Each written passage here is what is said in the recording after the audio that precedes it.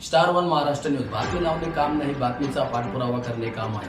जनसामान्यांचे निर्भीड व्यासपीठ star one Maharashtra news. आजच आपल्या चॅनलला लाईक करा, सबस्क्राईब करा, शेअर करा. रेणुका सूत गिरणी कर्ज व फसवणूक प्रकरणी पोलीस कोठडीत असलेले ठाकरे गटाचे उपनेते अद्वै हिरे यांना न्यायालयीन कोठडी सुनावण्यात आली आहे. विधिज्ञ असीम सरोदे यांनी आज अद्वै हिरे यांची न्यायालयात बाजू मांडली. राज्यात सत्तांतर झाल्यापासून सत्ताधाऱ्यांकडून पोलीस व शासकीय यंत्रणाचा गैरवापर होत असल्याचा आरोप असीम सरोदे यांनी केलाय. स्टार वन महाराष्ट्र न्यूज साठी प्रतिनिधि इरफान पठान, नाशिक. कोर्ट में कार्रवाई हुई, अब तक का क्या अहवाल है उस बारे में आपसे जानना चाहेंगे. तो अद्वै हिरे इनको मैजिस्ट्रियल कस्टडी रिमांड देना चाहिए. इसके लिए पुलिस जो है उन्होंने खुद ही मान्यता दी है. मेरा ये कहना है एक वकील करके कि उनको जिस प्रकार से अरेस्ट हुई है, जो कलम उनके ऊपर लगाए हैं वो बेबुनियाद है, गैर कानूनी है और इस तरह से पुलिस यंत्रणा का गैरवापर जो होता है, गैर इस्तेमाल होता है, उसका एक उदाहरण है कि अद्वै हिरे इनको अरेस्ट की गई.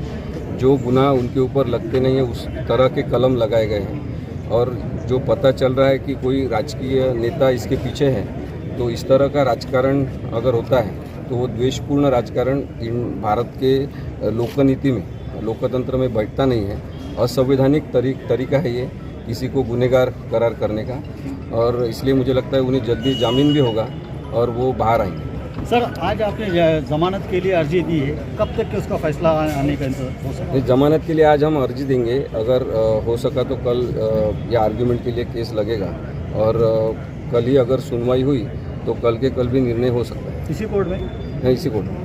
सर, कौन कौन से आपके मुताबिक ऐसा लगता है कि जो धाराएं उन पर नहीं लगनी चाहिए थे वो लगाई गई है? टेक्निकली कौन कौन सी चीज़ें हैं जिसको आप जो है डिफेंस कर रहे हो, जो लगना नहीं चाहिए था मगर कोई सियासी दबाव के कारण लगाई गई? जैसे है कि 120 लगाया है क्रिमिनल कॉन्स्पिरेसी का, तो गुनहगारी स्वरूप का कोई कारस्तान अगर होता है तो उसमें 120 लगता है, लेकिन इसमें कोई कारस्तान नहीं है. दूसरी बात है कि जो फोर्जरी का कहा गया है कि कुछ झूठे कागजात सबमिट किए हैं, झूठे कागजात सही है ऐसा करके लोन उठाया है, वो भी गलत है.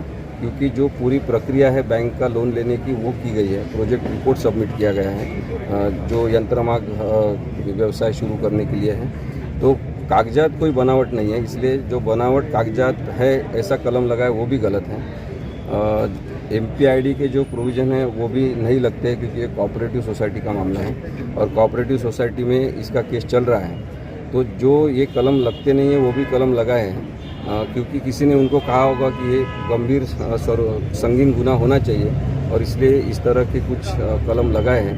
तो जनता ने ही पुलिस को कहना चाहिए कि इस प्रकार का बर्ताव हमें नहीं चलेगा. राजकीय नेता आते हैं और जाते हैं, आज है वो कल नहीं रहेंगे और यहाँ के तो ज़रूर नहीं रहेंगे, लेकिन जो भी कोई आएंगे उन्होंने इस तरह से गैरकानूनी बर्ताव करना ये गलत है और इसलिए पुलिस को नागरिकों ने बताना चाहिए कि वो नागरिकों के सेवक हैं, वो किसी राजकीय नेता के सेवक नहीं. सर, जिस प्रकार से 2 मरतबा बेल रिजेक्ट हुई है उसको आप कैसे देखते हैं? इसके पहले जो बेल रिजेक्ट हुई है उसमें अलग अलग तरह से कोई कन्फ्यूजन क्रिएट किया गया है, लेकिन डॉक्यूमेंट्स नहीं है, हिसाब किताब के कागजात नहीं है, वो हस्तगत करना है, इस तरह के कोई अहवाल पुलिस ने दिए हैं. लेकिन अभी सभी तरह का इन्वेस्टिगेशन उनका पूरा हो गया है, बैंक के कागजात भी उनके पास हैं, तो अभी और इन्वेस्टिगेशन करने की कुछ ज़रूरत है ऐसा मुझे लगता है. अच्छा, कितने